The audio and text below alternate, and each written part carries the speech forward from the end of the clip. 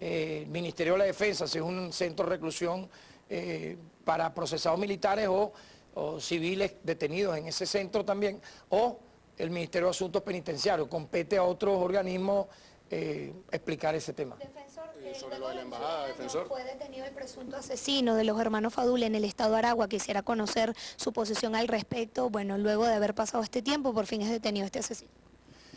Mira, yo pienso que a veces la justicia puede tardar, pero lo importante es que llegue. Si unos asesinos que realizaron un monstruoso crimen como ese, hoy están detenidos y van a ser sancionados de manera ejemplar, lo que nos tocaría a nosotros pedir es que, aparte de una máxima pena por tamaña aberración, bueno, es que tengan el derecho a la defensa, al juicio justo, obviamente, pero que haya justicia, que efectivamente los tribunales penales actúen con todo el peso de la ley. Sobre el restablecimiento de las embajadas, mira, eso es lo que tiene que pasar en un mundo civilizado.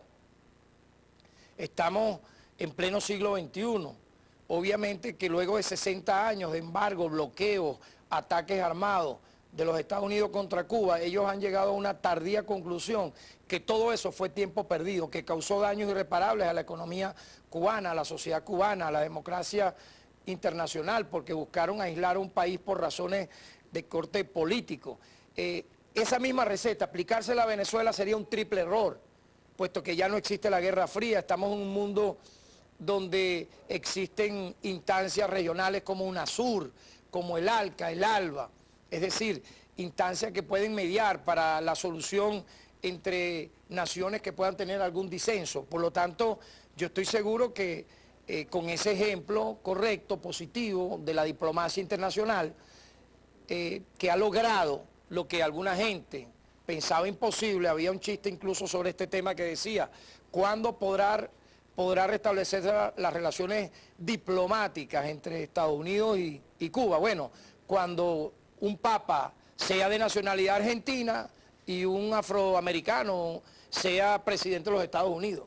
O sea, era un chiste, pero imagínese usted, pudo más la verdad, la realidad, el presente, que la propia ficción o el propio humor. Por lo tanto, no tiene sentido esos ataques permanentes, sistemáticos por parte de la política exterior estadounidense contra Venezuela en un momento de distensión como el que estamos viviendo. Profesor, Cota 905 y este denominado Operativo de Liberación del Pueblo, ¿le ha podido hacer seguimiento a la Defensoría? ¿Ha recibido la Defensoría solicitudes formales de investigar lo que ocurrió? ¿Va a ir la Defensoría al sitio?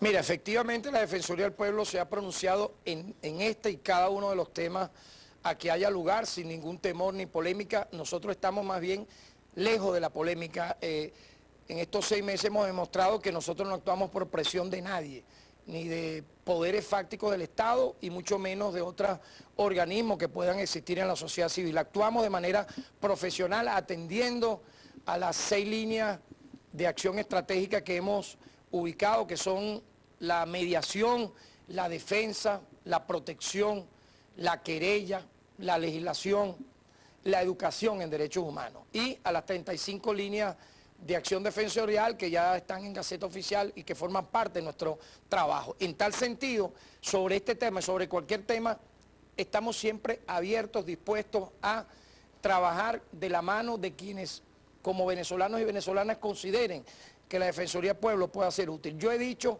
que la Defensoría del Pueblo no es un bufete privado, esto no es un bufete, tampoco es una ONG. Yo creo que cada quien cumple su rol en la sociedad. La Defensoría del Pueblo es el Instituto Nacional de Derechos Humanos de Venezuela, que ha logrado con mucho éxito acciones que parecían muy difíciles de resolver o de mediar. La más reciente, por cierto, se me anunció ya el ministro del Trabajo, el arbitraje que va a haber entre trabajadores y la empresa Polar, y han recomendado que la sede para ese arbitraje sea la Defensoría del Pueblo, y nosotros con mucho gusto prestaremos toda nuestra logística para que esas reuniones se den y se logren los objetivos. Igualmente, cuando los usuarios han denunciado, digamos, fallas en el sistema de transporte aéreo o terrestre, o fallas en el abastecimiento alimentario, o fallas de abastecimiento de insumos médicos en hospitales, ahí ha estado la Defensoría del Pueblo. Son 50 mesas técnicas, 16.000 acciones defensoriales que hemos tramitado, y en torno a ese tema, también hemos dicho, bueno, mira, nosotros lo que haya lugar que tengamos que atender, lo atenderemos. Y debo decir lo siguiente, de manera ya muy específica, sobre las personas fallecidas, ningún familiar nos ha hecho denuncia alguna en estos días, y lo digo con toda la responsabilidad. Sí hemos recibido denuncias y la hemos venido tramitando, 20 al menos, sobre lo que esos denunciantes, esos peticionarios, calificaron como excesos policiales a la hora del operativo. Es decir, dicen que hubo, vamos a expresarlo en términos gráficos, algo así como que algo de agresión, de violencia a la hora de entrar a alguna de las casas. Son 20 denuncias que sobre ese tema en particular, no sobre otros que han sido tal vez exagerados por algunas. No hemos recibido ninguna, y así lo he dicho muy responsablemente. Entonces, fíjate, hemos incluso visitado, delegaciones defensoriales nuestras han visitado a las personas que están privadas de libertad, atendiéndolas como debe ser, como Defensoría del Pueblo, repito, en el ejercicio legítimo de nuestras atribuciones constitucionales. Yo creo que nos hemos ganado un prestigio importante en estos meses en la sociedad venezolana. La gente quiere que haya una institución que sea el equilibrio, el intermedio, que no esté en esa diatriba diaria que algunos quieren que una institución como esta aparezca, y nos vamos a seguir haciendo este trabajo como corresponde durante todos estos años. ¿Hay alguna recomendación para estos operativos que se extienden a todo el país? Mira, la recomendación incluso se la hemos hecho de manera directa a los órganos competentes. Primero, que la seguridad obviamente es un derecho humano, que no te maten, que no te roben, que no te tiroteen en las calles, que no te acribillen. Yo he dicho, por ejemplo, ¿qué ocurría en la Cota 905? Bueno, eso era un territorio prohibido para quien transitara por allí. Ahí colocaban alcabalas, grupos ilegales armados, y se dedicaron incluso a querer asesinar no solamente a polinacionales, sino también a guardias nacionales. Incluso llegaron a tirotear la caravana de un ministro del Poder Ejecutivo. Obviamente hubo un clamor nacional sobre lo que allí pasaba. Se realizó una actividad de carácter policial, con apoyo de otros cuerpos. Hubo las denuncias que hemos recibido, muy concretas, repito, sobre la manera como fueron detenidos algunos ciudadanos en ese operativo.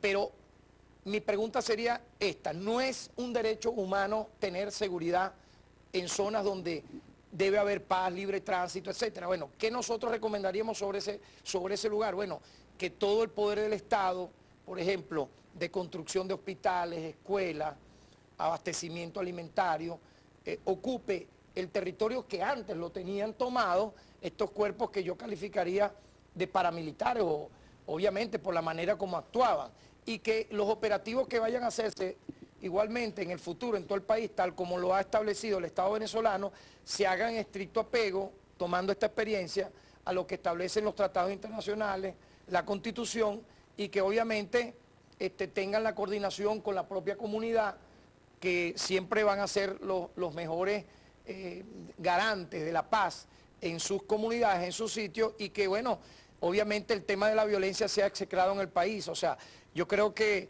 nadie en su sano juicio desearía que Venezuela fuese pasto de grupos que ya no son simplemente amponiles, sino que son traficantes de droga, de armas, trata de personas, de blancas, como llaman, que ejercen la prostitución en contra de la mujer venezolana, que coaccionan. Obviamente es una realidad, y ese tipo de actuación atenta contra los derechos humanos de la propia comunidad. Yo he dicho, y voy a repetirlo acá, no solamente el Estado tiene que garantizar los derechos humanos, también las transnacionales, las empresas. Sí le duele a alguna gente que yo lo diga, pero lo voy a decir, porque esas son normas que ya están en la ONU, ya las trabajaron los grupos de trabajo de las Naciones Unidas. Una empresa privada, al tener trabajadores, está obligada a defender sus derechos humanos, y al no hacerlo los violaría. Escuchamos parte de las declaraciones del defensor del pueblo, Tarek William Saab, quien va a encabezar esta tercera reunión con organizaciones.